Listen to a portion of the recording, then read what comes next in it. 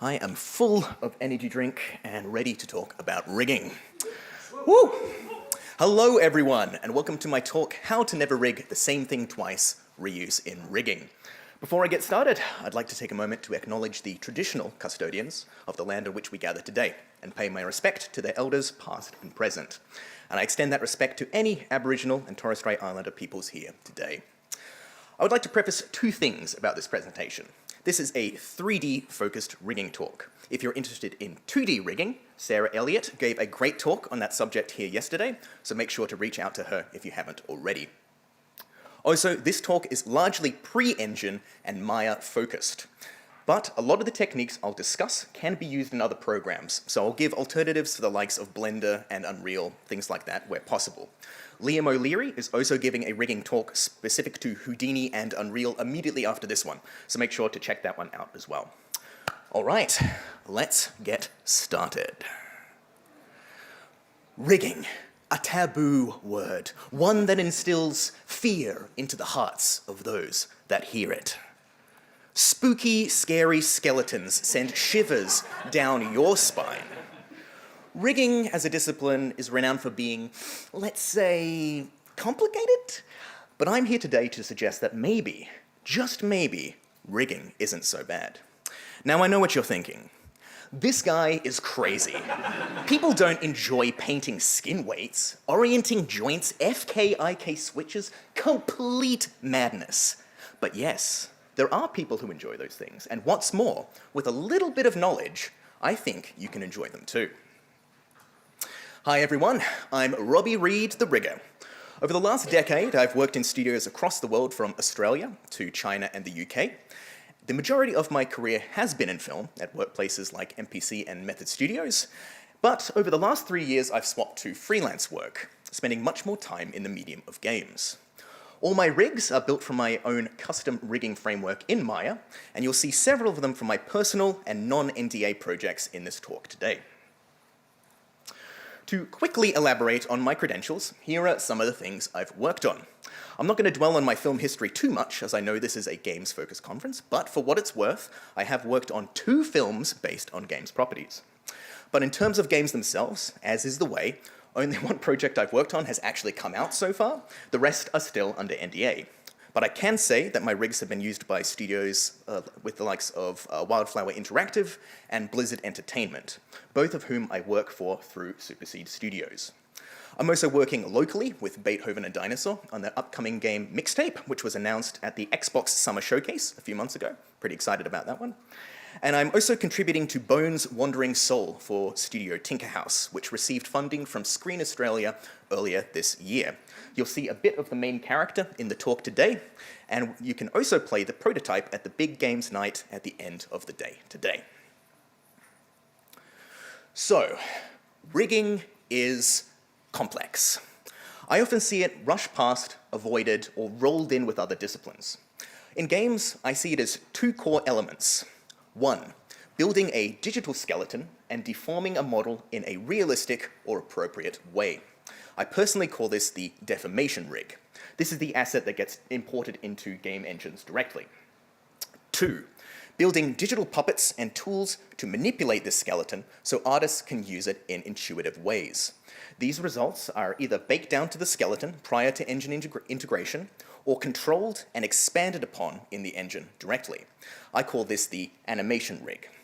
So rigging is responsible for how the model deforms and the extent of animation that drives it. I often describe it as a bottleneck discipline for this reason. As so many elements rely on the rig, one small change can have ripple effects throughout an entire pipeline. Therefore, it's kind of important to pay attention to rigging. In order to reduce the likelihood of major upsets happening on your projects, I'm interested in making rigging more approachable to artists. And I want to talk about one key idea in particular, the concept of reuse. Reuse. Rig something once, use it over and over. This can be as small as a single joint chain to as large as an entire character rig. Make something small, reuse it. Use it to make something bigger, reuse that. I want to teach you some practical reuse techniques, ones I've used in high-end pipelines and within my own freelance work, so you can utilize them on your own projects. because breaking down and demystifying the rigging process ultimately helps everyone. It's less time wasted redoing work, and it leads to better, more detailed characters. I'd love for small to mid-sized studios to make use of these techniques to streamline their pipeline, or so artists who might rig on the side can use them to improve their workflow. Plus, I think it helps illustrate the benefits of good rigging in general. I'll always recommend having a dedicated rigging TD on your team as early as possible. Even just some of that early consultation can save you a bunch of hassle in the future. So, if by chance, if you're not ready to swap careers by the end of this talk, you can always reach out to us and we'll help put you on the right path. So, let's get it started with an example of how powerful reuse can be. Meet the crab monster. They have 3 sets of arms. One has a giant claw, which is asymmetrical, 2 legs with weird, spiky tripod toes, a lobster-like tail, and they're covered in chitinous armor. If I asked you, how long would it take to rig this thing? Would a day seem insane? Would an hour seem insane? That was the challenge posed by Brad Clark of Rigging Dojo last year. Download this model and see how far you can get rigging them not within a day, but within 1 hour. I foolishly accepted, and I streamed the whole thing. Here's a condensed time-lapse of me rigging the crab monster. This was my evidence that I attempted the challenge, and you can see and watch my posture get worse and worse as the video goes on. In the initial hour, through my scripts and tools, I was able to set up a basic joint hierarchy, rig, and skin cluster. I was even able to apply some animation within that time. But the animation revealed some deformation issues on the toes that I had missed. You can see them coming up there. So, to clean this up, I decided to press on for another hour and see how far I could push this character. In this portion, I was able to lay out the additional arms and tail for the creature, integrating them into the rig and skin cluster. These were the custom aspects to the character that required a little bit more time to set up. But, once again, I noted some slight issues on the claws, some deformation problems there. So, okay, like 10 more minutes, I swear that's all I need. This allowed me to clean up the final issues and animate some additional movement for the secondary arms and tail. In the end, we got a fairly complete character in 2 hours and 10 minutes. I learned a lot from this challenge, especially the benefits of working in a calm environment when you're not under any constant time pressure. Even just that little bit of extra time can give you big benefits in the end. But ultimately, my reuse techniques were overall effective in this fast-paced environment. So, how did I do this? What exactly did I reuse? Well, the character is humanoid, so I could use a lot from a human rig I had made previously. I matched my human base mesh to the crab and used it to transfer the joint hierarchy and skinning across. I didn't need to skin any of that armor manually. Each arm follows the same structure, so I could reposition and reuse the arm joints, controls, and skinning 6 times. I could remove all the fingers from the rig and replace them with single joints and controls. These, along with the FK chain I used for the tail, are core pieces of code I use in my rigs all the time. I even retargeted motion capture data to test the character, driving those secondary arms using the animation from the primary ones. Every single part of this character was ripped or reused from something I built before. Rig something once, use it over and over. These are the techniques I'd like to show you. I'm going to focus on a few key areas. After going through some basics, we'll talk about skin clusters and meshes, weight painting, joints, and animation. I've also included a little glossary here if you want to take a note or maybe grab a quick photo. In 3D, a lot of words can be interchangeable, and it's even worse when they're called different names in different programs. For example, blend shapes in Maya are shape keys in Blender and morph targets in Unreal. Woo! Unfortunately, there's no real way around this, but just know that there is some overlap between these programs, and if you know what to look for, you'll be able to reuse some of these techniques in other programs. So hopefully everybody's got a quick little mental picture, and we can dive in. Let's go through 3 basic concepts before looking at those individual techniques, the first being skin clusters. A skin cluster is a way of binding your model to a joint hierarchy. It's our primary way of deforming a rigged model in games. It determines how much weight, meaning influence, a joint has over each vertex. If a vertex has a weighting of 1 to the hip joint, it will be 100% influenced by that hip joint. If it has 0.5 to the hip and 0.5 to the knee, it will have a 50-50 influence split between those joints. So working with numerical weighting like this can be a little abstract. So we use weight painting tools to visualize this data in a user-friendly way. This is the color coding you see on the leg, the red and the white. Changing skin clusters will alter how your rig deforms. This can either be beneficial when you fix issues, or obviously create problems if you change something accidentally. Second is vertex order. Each vertex on a polygon model has a numerical ID assigned to it, the sequence of which we call the vertex order, or VO for short. These IDs are used to store information for deformers like skin clusters or blend shapes. There are simple ways to see vertex IDs in Maya. Selecting a vertex will show it in the script editor, or you can toggle them on and off via display settings. A model's vertex order will change if you use destructive modeling tools to do things like add more polygons or maybe weld two vertices together. As skinning data is stored per vertex ID, changing this order can be bad for rigging. If you have a vertex ID that's on a model's head, and all of a sudden that moves around to their back, then obviously the skinning you painted for it before isn't going to work anymore and the skin cluster breaks. But vertex orders are common as models progress, so it's important we understand how to work with these changes as they come. Third and finally, joints and animation rigs. As controls will end up moving joints, it makes sense for us to use them for positional information as well. For example, you could use the position of a wrist joint to place a hand control, or the position of an elbow joint to project out a pole vector. So not only could changing the number of, position, or hierarchy of joints have an impact on your skinning, but also the controls, rig, and any animation created with them. This has a big potential to impact other departments, so let's make sure we keep this in mind as we continue. Now, let's talk about some specific reuse cases. Saving and loading skin clusters is a great way to reuse skinning between models that share the same vertex order. As deformer data is stored per vertex, it's really straightforward to save it to an external file. Maya can do this using the export and import weight tools. In this instance, I'm saving out weights from one model, then loading them onto another model within the same scene file. So if your model's proportions change, or you want a starting point for a skin cluster on another character, loading them on is a really good way to go. Skinning is much easier when 90% of the work has already been done for you. Plus, this whole process becomes routine when using something we call a base mesh. A base mesh is a consistent mesh that you modify the proportions of for different characters, but always maintains the same vertex order. This is how all of these characters are able to blend to and from each other. I always recommend working with base meshes, and not just for rigging either. It's useful for modeling and texturing too, as a basis for sculpting different characters or reusing core UV maps. If your vertex order does change though, don't worry, it's fairly easy to copy it across from previous versions of the model.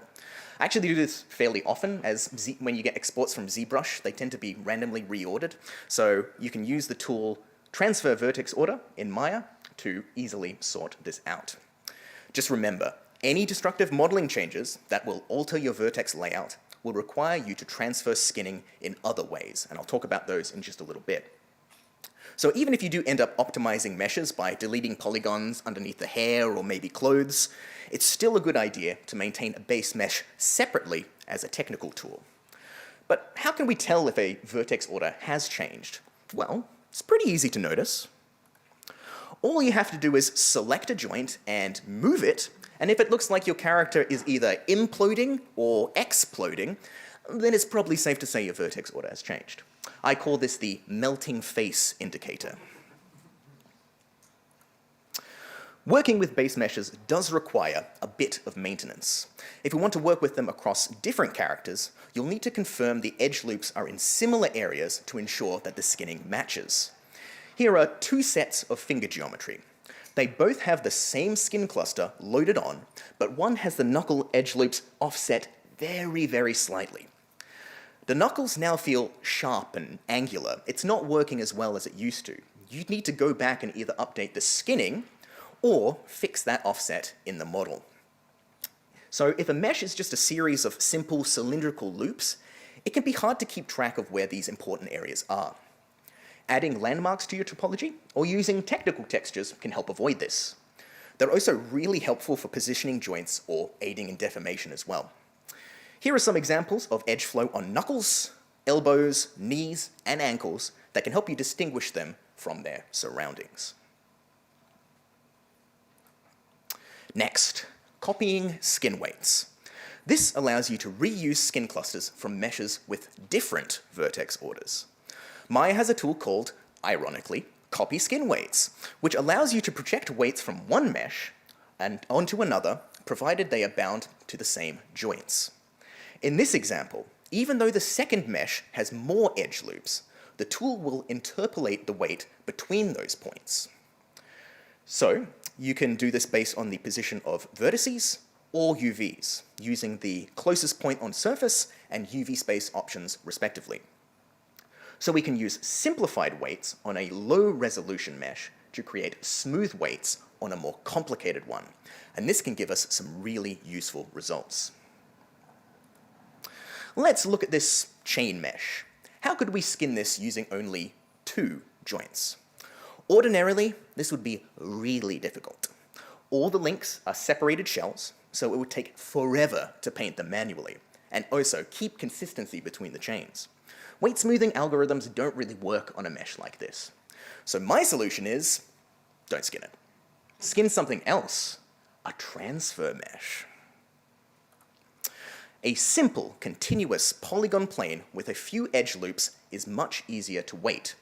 Once you've got it right, you bind the chain to the same joints and copy the skin weights across. Now we have a rudimentary but fairly effective skin cluster in a matter of minutes. This is what I call a transfer mesh, but I've also heard them being called cage or proxy meshes depending on what studios you work for. By reusing weights from a simplified mesh that you control, you're not restricted by models that are complex and not ideal for weight painting. Here is an example of how I used transfer meshes to great effect on a freelance project. I was hired by the company S1T2 to build some animal rigs for their Unreal-based interactive exhibit, Charmer, which was on display here at the Melbourne Museum a few years ago. The project was grounded in First Peoples storytelling, and the art direction required all the animals be made from a unifying ribbon-like geometry structure. All these meshes would be a real problem to skin manually, so I skinned more traditional animal meshes first, before copying the weights across to the final models. So the deformation differences between them are virtually indistinguishable. This way, the ribbon geometry could continue to be art-directed even after the rigging and the animation had started. When changes came through, I just copied across the skinning each time. An updated rig could be out within the hour. Having some general modeling knowledge is a great skill to have when rigging as well. Personally, it's rare for me to actually skin a highly detailed mesh on my first pass. I'll always opt to build transfer meshes for things like clothing, bodies, and a separated face in particular. And you can always smooth out and subdivide these simple meshes later on if you need more detail. Fortunately, we don't need to build these from scratch. If you have a complex mesh, you can use common retopology tools to build your own transfer meshes really quickly. They allow you to project points onto a mesh and build or extrude polygon planes from them. I recommend just picking them up and having a bit of a play around with them. You might be surprised by how fast you can start using these tools. I know I was personally. Once you get an idea of edge flow and things like that, these tools become really beneficial. So Maya has Quad Draw under the modeling tools, Blender has Polybuild, and there's even separate apps like Cozy Blanket for the iPad, if you feel like doing some rigging to relax on the couch at the end of the day. But what if we have 2 completely different models that don't match? How can we align them, establish a close overlap, so we can copy weights from one to the other? External software and plugins are your best bet for this process. I use a software called Faceform Wrap, which I'm showing a demonstration of here. Faceform also have a plugin for ZBrush called ZWrap, or you could achieve similar results using the Soft Wrap plugin for Blender. By designating snapping points on similar areas between the two meshes, Wrap allows you to pull the second mesh towards the first and iteratively smooth out the model across the other one. Then, you're free to copy the weights as you would with a standard transfer mesh. This is how I was able to transfer things from my human rig to that crab monster we saw earlier on. I could match the simplified human base mesh to the more complicated crab body and just use that as a starting point. That's how I didn't need to skin all of that armor manually. Combining weights is another way to reuse weights from a workflow that suits you. One unified mesh is often preferable in games, but if there's hidden or overlapping pieces of geometry, it might not be optimal for weight painting. So it makes sense to skin separated meshes and combine them later on. Maya's modeling combine tool actually allows us to do this. Combining separate meshes with their own unique skin clusters will result in merging both the models and those weights together. In my personal workflow, I call this process creating split meshes. So, to tie this all together, here's an example of how I use all of these skinning reuse techniques in my own sequential workflow. First, I'll start by building the low-resolution transfer meshes. I use these to quickly skin the bodies and clothing of my characters. And I'll often save these weights somewhere safe so I can load them on again in the future if I need to. Then, I'll copy the weights from the transfer meshes to the split meshes, so the smooth skinning gets copied across to the high-resolution models. Finally, after any cleanup, I'll combine these split meshes into one and then use that to copy the unified weights to the final mesh that modeling provides me. Now, although this process is much more involved than just flatly skinning a final mesh, it allows you to work more progressively towards your end goal. You can start rigging before modeling is complete, and if the final mesh changes, you don't have to start from scratch. Just update your own models, load on the skin clusters, and repeat the process. So, I've talked a lot about reusing skin clusters, but not a lot about how to actually build them in the first place. So let's talk about everybody's favorite thing, weight painting. I know, don't hate me, please. Weight painting sucks, right? Maya's default weighting tools work by subtracting weights and giving them to others. And this can be really destructive and easy to break if you don't follow specific workflows. They're not very intuitive to learn, but we need to practice in order to get better. So we're in a little bit of a predicament here. But I have an alternative. A light at the end of the tunnel. NG Skin Tools.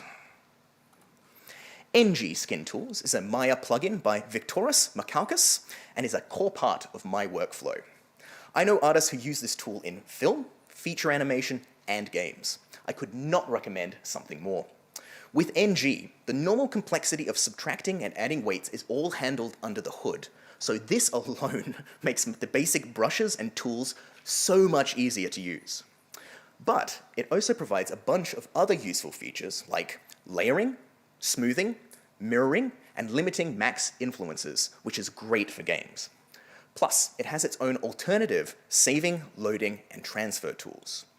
So I'm not going to go through every feature in extreme detail, but I do want to note a few which I find most beneficial. Layering, as you might expect, allows you to paint on separate layers. Think of something similar to Photoshop. Any weights on the layer above will override that on the layer below. You can even mask out layers or toggle their visibility on and off to compare differences. Weight painting now becomes non-destructive, meaning you don't have to change what you've already made in order to progress. You can make a new layer, take a chance on the skinning. If it doesn't work out, just delete that layer, start again. All the previous weights that you've done previously will be safe and sound. Personally, I like using layering to approach skinning in sequential ways. Perfect one area and then move on to the next. layers for the spine, clavicle, upper arm, lower arm, so on and so forth. This makes it easy to track down issues in your skinning as well.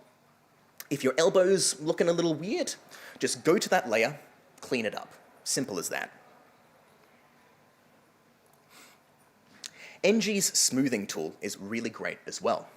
You can smooth out specific areas or an entire skin cluster without needing to manually paint it. I can roughly block in the weights for an area like the knee here, select the edge loops around that area, and run the smoothing tool a few times. A few clicks, even just with the default settings, is all it takes to get a pretty decent result. I also like to use it when I found a few stray vertices after transferring weights to a higher resolution model. A few iterations on the whole skin cluster can help buff out those areas, cleaning them up with next to no effort. And finally, you can use NG's transfer tools in very similar ways to the reuse techniques we've already discussed. Save, load, copy in world space, etc. But now you get the added benefit of maintaining layers. In this example, I quickly paint and smooth some arm weights on a low-resolution polygon plane. I can name that layer, then transfer it across to my full human mesh. Then I can position it in my layer stack and use masking to avoid skinning overriding any of the weights I've already painted on the upper arm or the body. Clean, even weighting without ever skinning the arm itself. I'll often paint entire characters by splitting their body and limbs into polygon planes or transfer meshes. It's another way to approach painting weights sequentially to get better results faster. Now, onto joints. Joint placement is crucial for good deformation. Like with offset edge loops, even small changes can yield very different results. This time, I've offset the finger joints in my example. This changes the joint lengths, altering the look of animation and turning the skinning to mush. It's important to place them in optimal positions early in production to ensure the best deformation possible without needing to redo animation later. I've worked on productions where nobody has noticed out-of-place joints until a few weeks before delivery. Trust me, you do not want to work around those nightmare issues. You don't want to deal with that kind of stuff. Keeping joint positions relative between characters using the same skinning is one thing, but how do we know what a good position for a joint is in the first place? For that, there are some general rules I like to follow. Place joints based on realism or the pivot point. Realism is based on real-world anatomy, using the articulation points of physical bones as reference points, whereas a pivot point is a position that would be advantageous in a technical way, even if it looks a little strange or out of place. For example, I see a lot of human clavicle bones placed center mass in models, but our clavicles really pivot from the front of our bodies at the top of the sternum. So placing it in this realistic position could give us more predictable deformation. I'll often opt to try realism first and pivot second. A lot of quadruped animals won't actually have physical clavicle bones, but the pivot point can still be useful to us in the rig, replicating the effect of musculature pulling the arm around the rib cage. So here on the bear, the resulting cross joints might look a little weird, but they give us a bunch of automation for free. We can reuse individual joint chains between similar rigs, as well as entire hierarchies. This is a great illustration from Satoshi Kawasaki, showing what a human leg looks like morphed into the physiology of other animals. Yeah, it's weird, for sure, but we see the general bone structure remains between all of them. If we wanted, we could absolutely use the same joints and control structures in these different examples. So the layout of a human leg could be used in something like a lizard or a bear. Hell, we can repurpose the entirety of a human joint hierarchy to be that of a bear. Or, in the case of the frog, take away a few fingers, maybe add in a tail, and you've got yourself a T-Rex. It doesn't take long to start reusing the same controls between multiple different animals and creatures once your knowledge of anatomy increases. Basically, I want to give you the power of the animorphs. Don't you want the power of the animorphs? Yeah, it's true that math is really useful for a career in game dev, but it turns out reading animorphs is just as important. Remember where your priorities are, people. Last up for joints, joint count. Alongside maximum influences for skin clusters, joint counts are important for optimization. Fewer joints equals fewer influences to calculate on a mesh at the expense of less detail and control. For a rough guide, Dota 2 originally had a max count of 64 joints. Unreal's latest Mani rig has 161. I personally counted this myself a few days ago. And Overwatch characters have around 250. So if your mobile game character has 300 joints, might be a tad overkill. Reuse all the joints you can, but don't be afraid of start culling some if they're not needed. The biggest sinks are often in fingers and faces, so those are a good place to start. Here, I am progressively taking away joints from a face rig. It's actually pretty hard to tell the difference between the one that has 67 joints compared to the one that has 32. You would definitely have less finite control over some areas, but this might not be a big loss depending on the kind of project you're working on. You could even reduce this more if you just need simple things like eye movements, blinks, jaw movement, things like that. Think about what you could remove from your characters and what kind of savings you could get for free. Finally, let's talk about animation. As we know, matching joint hierarchies can be used to build matching rigs and therefore reuse animation. Rigging frameworks, commonly known as auto-riggers, are a good introduction to this process. Their user-friendly workflows give you a bunch of inbuilt functionality. Some will even generate skin clusters for you. You could use Advanced Skeleton or MGear in Maya. There's Rigify in Blender or Unreal's Control Rig. But I personally don't like calling these tools auto-riggers, hence the quotation marks.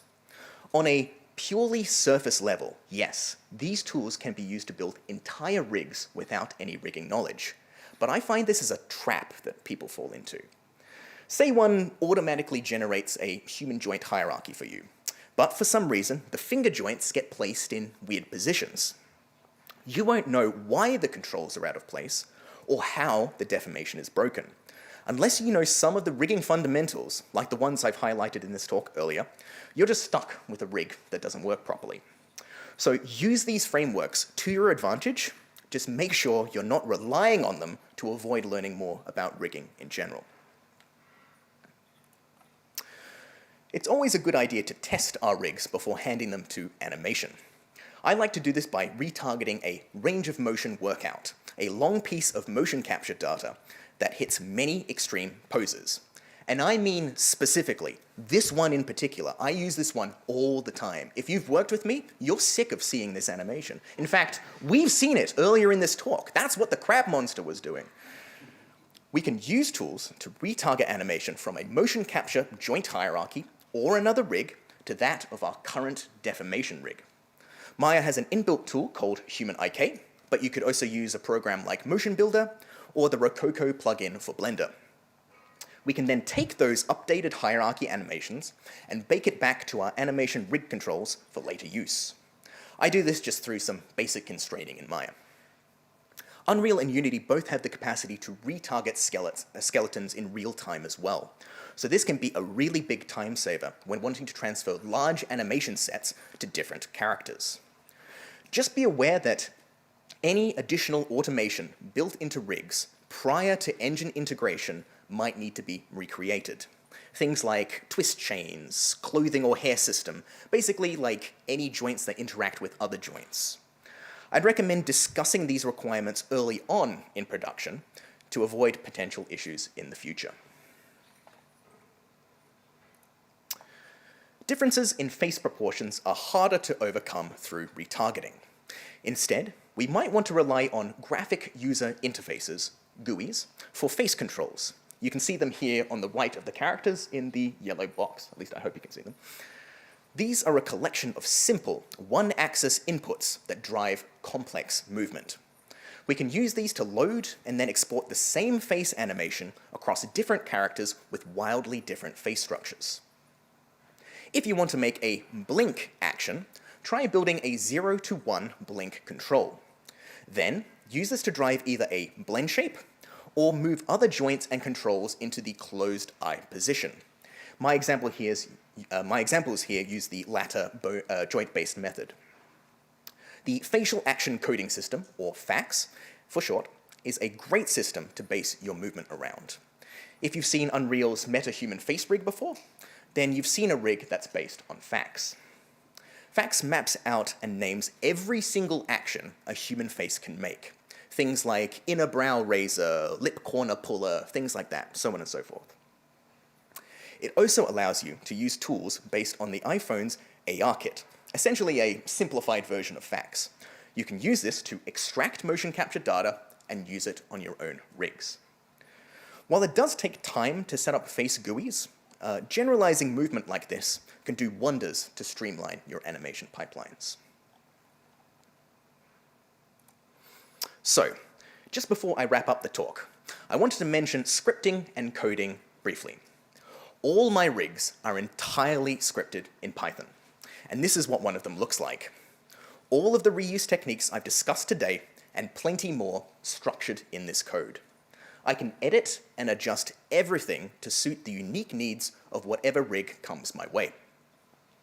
While it took a really long time to learn, set up, and optimize, it's incredibly powerful for reuse. I'm able to run a piece of code and build a new rig in about 30 seconds. So, if you're learning rigging, I do recommend learning to code as well. But I wouldn't recommend building entire character rig builds like this until you have a little bit more experience. Instead, I'd suggest making small quality of life tools first. A good example might be making a single-click weight transfer tool, something we've learned is a big benefit today. Learn as you go, and eventually you'll have built up enough tools to start adding more automation to your pipeline. Remember, build something big from many smaller things. In summary, I hope I've demonstrated that reuse is a great way to break up seemingly complex rigging tasks and make them easier. Make something small, reuse it. Use it to make something bigger, reuse that. With a little know-how, reuse workflows with meshes, skin clusters, joints, and animation rigs can speed up and enhance game pipelines. Difficult tasks become easier, allowing you to put more detail into your characters, reduce the chance of redoing work, and ultimately improve the quality of your projects overall. And with that, I'd like to say thank you very much for coming to my talk, and I hope you learned something useful. Once again, my name is Robbie Reed, and you can find me as either Robbie Reed Rigs or Chowgood on most platforms. I'm generally an open book when it comes to rigging information, so if you want to talk about your projects or just ask some general questions, feel free to reach out to me here in person or online at any time. But if you have any specific questions right now, I'll throw it to the Q&A portion of the talk. Thanks a lot, everyone.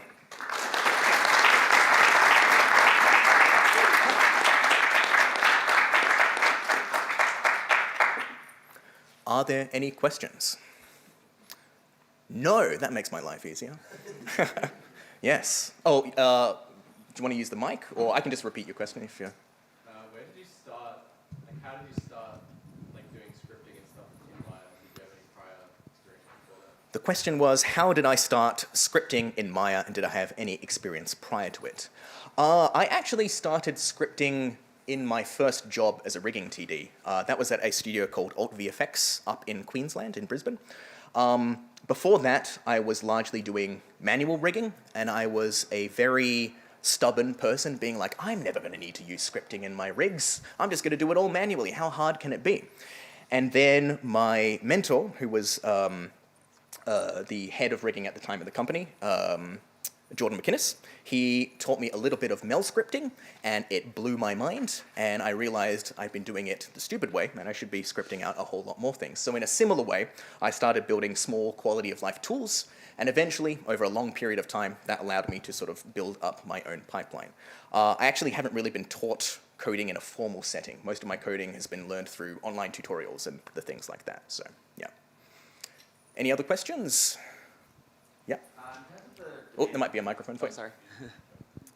In terms of the demand you're talking about for joint count, would you advocate for using blend shapes as well, especially where it comes to facial Ooh, that is a good Deformation? question. It can depend. So I actually haven't done much comparison myself internally. I've just had other people tell me that blend shapes are normally more intensive for game engines and take up more memory. So generally, I opt to try not to use them unless absolutely necessary. It can be a good simplified way of speeding up face production, because if you have a dedicated face modeler, I mean, it might depend on how big your studio is, maybe not for indie productions, but if you have somebody separate sculpting the meshes or whatever, it's much easier to just ingest those into the rig and hook them up to controls.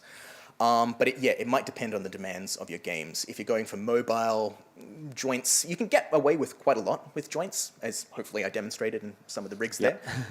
So it's more just about like learning how to optimize your skin clusters and just figuring out what joints are the most important to get the kind of movement that you'd want.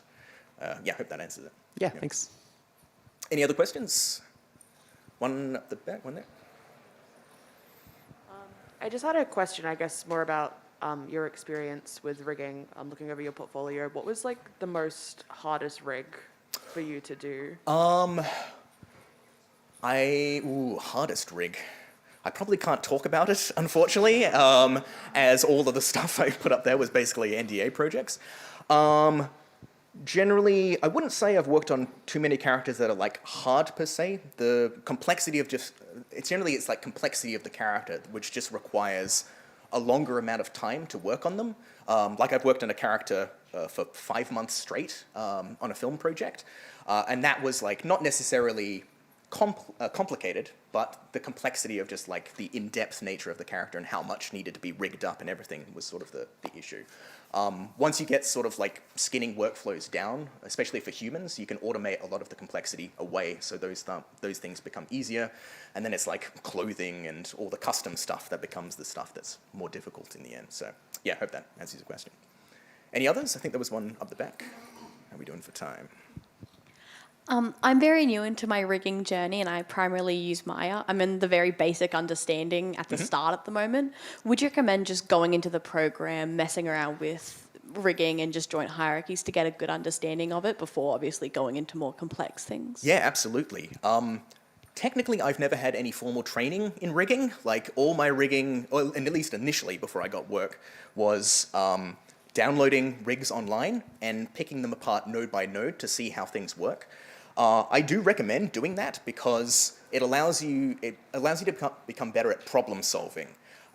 Because more often than not, if you're working in a bigger studio, somebody will come up to you and say, hey, this rig is broken, fix it. And obviously, it's really daunting if you don't know what to do if somebody's just handing you something. The idea being like you'd have to go, in the case of Maya, into the node editor and follow things in the graph bit by bit and just try and find out where the issues are. I had a face rig on a project once that was like running at 2 FPS. So my lead at the time gave that to me and said, hey, animation wants this to run at 24 FPS because that's what animation wants all the time. So I went in bit by bit, found out where all the issues were, and then within a few days, I'm like, the rig's running at 30 FPS now. And animation said, thank you. So yeah, I think like just picking it up, having a play around, also just asking questions as well. Like I said, like feel free to reach out to me. There's also a bunch of there's a Discord called Ask a Rigger, which is normally quite a good place to go if you want any questions answered. It's not just for Maya there, it's for Blender, it's for Houdini and everything. So yeah, if you're finding a particular problem that you can't get, places like that are a good place to go. Any other questions? Yeah, up the back. So I guess from a standpoint of being just a general artist and not necessarily wanting to specialize and stuff, do you have any advice for getting started with being more efficient with rigs and just like, do you recommend everyone has like a base mesh and something rig that they can always sort of transfer from? Is that... I'd generally say if you're like not interested in specializing in rigging in particular, would kind of approach it from a more generalist approach. Those auto riggers I mentioned before are really good things to use. Like I said, I wouldn't, you can fall into the trap of just being like, advanced skeleton will do everything for me. And then I come along and I fix all the problems that come with the rig that's built in that kind of way. So as long as you're utilizing them to sort of just get a good rig for your characters, but you know things to look out for, joint positions, how to make the most out of your skin clusters by reusing them from characters you might have built before or whatever. Yeah, use them as a tool. Just don't use them as a crutch. That's probably what I'd maybe recommend, yeah. Any other questions? A few more up the front. I think we've only got a few minutes left, so maybe these last two. Yeah. Hey, do you often find yourself having to go back to the modelers and actually telling them or getting them to retopologize some stuff because your joints aren't working out? It does happen sometimes. More often than not, because I work freelance, the workflow is generally fairly fast-paced. So if a model is not optimal for rigging, I will just build my own version of the model that is optimal for rigging and transfer the skin clusters across from that. So the likes you might have seen within the presentation, that jacket that I had, and I was building the quad mesh for it. In that case, that would be me modeling's given me this. I'm just going to build a quick model for it quickly, make sure all the edge flow is good for rigging, and use it to transfer stuff. There will be cases where rigging cannot progress unless the model is done in a specific way. This might be for more low resolution mobile characters where maybe I physically can't curl the fingernails without a huge amount of volume loss. So generally communication is important. So you can say to modeling hey, would it be faster if you updated this for me, or would it be faster if I just did it quickly? And it's kind of a balancing act sometimes. So just good to communicate. Good to communicate in general, everybody. Yeah. And I think one more. Hey, thanks for the talk. I was really impressed by some of the workflow improvements you get from NG Skin Tools. I wanted to know if you had any suggestions for non-Maya alternatives to that. So there isn't currently one for Blender. I know there are some in development, but I can't say anything about them, unfortunately. So I'd maybe just say keep an eye out for them in the future. Not too distant future, hopefully. So yes, I think there is one coming from Blender, and currently you can do some basic skinning stuff in Unreal, but Unreal's skinning tools are still very new. They've only been in the last few releases, I think, and you can't do things like copy skin weights. There's no layering system. There may very well be in the future. I have a feeling some of the people that I know are working with them might probably suggest that in the future. So I have a feeling maybe in a year or two time, there may be something like that. But me personally, until I can have that same workflow in another program, I'm probably sticking with Maya. And Maya's not a bad tool as well. I know it's expensive, but it's actually a very good tool for animation with the use of parallel evaluation. My rigs, I just got a new computer, they run at 120 FPS. They're pretty fast, and on old hardware, they can be 60, 50 FPS. So Maya is very good for making animation run fast, provided you know how to set up the rig in that way. Yeah. Right. Thanks. Cool. Is that it for time? Maybe one more question, if there's any? Nope. Oh, yeah. One more. That stream you had with the crab, is that still available? I think so. I think I've uploaded it to my YouTube channel. It was fun. I left on stream rewards, so if you noticed in that video, I actually changed shirts. It goes from a white shirt to a black shirt because somebody redeemed a reward that required me to put on a funny shirt. So I raced into my bedroom, raced back out, and kept rigging. So it was multiple layers of rigging under pressure on that stream.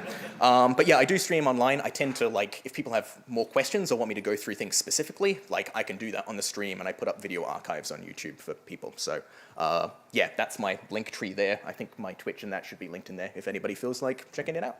Yeah. Thank you. One more, are we out of, yep, one more. Yep. Just, do you have access, or is there access to the test animation that you showed us? Oh, the motion capture one? Yes, it was made by, Emilio, let me see if I can go back to, that's it there. Emilio Serrano, yes. That's on his Gumroad, and you can get it for free. So yeah, would recommend. He's also got a bunch of cool free rigs on there as well, built using M Gear, if I'm not mistaken. So maybe check those out as well. I also have a free rig as well. If you want to download that, the person with the sword in the top right-hand corner. That's the Guardian rig. You can get that free on my Gunroad as well, if you want to kind of pick apart some of my characters. Yeah, I think that's it, all we have time for. Thanks very much, everybody.